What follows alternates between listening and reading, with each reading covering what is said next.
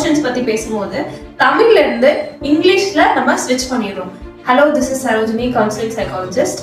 நம்ம நிறைய விஷயங்கள் கத்துக்கிறதுக்கு ஆரம்ப புள்ளியா இருக்கிறதே நம்மளுடைய வீடு தான், நம்மளுடைய அம்மா அப்பா தான். நம்மளுடைய குடும்பங்கள்ல நம்ம எமோஷன்ஸ் எக்ஸ்பிரஸ் பண்ணி பார்த்துக்கவே மாட்டோம் நம்ம அம்மா அப்பா.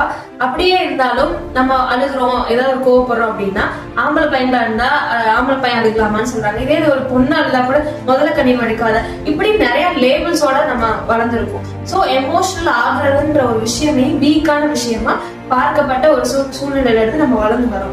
ஸோ இந்த ஜெனரேஷன் சேர்ந்த நம்மள நிறைய பேர் எமோஷன்ஸ் பத்தி தெரிஞ்சுக்கிட்டதோ இல்ல மென்டல் ஹெல்த் பத்தி தெரிஞ்சுக்கிட்டதோ சோசியல் மீடியால தான் நிறைய விஷயங்கள் நம்ம கத்துக்கிட்டு இருக்கோம். ஸோ நம்ம கத்துக்கிற நம்மள எமோஷன்ஸ் அறிமுகப்படுத்துற விதமே இங்கிலீஷ்ல தான் இருக்கு. இங்கிலீஷ் பயன்படுத்துறது நமக்கு ஒரு எளிதான ஒரு முறையா இருக்கு. தாய்மொழி தான் நம்மளோட மனம் சார்ந்த ஒண்ணு, நம்மளோட உணர்வுகள் சார்ந்த ஒண்ணா இருக்கும்.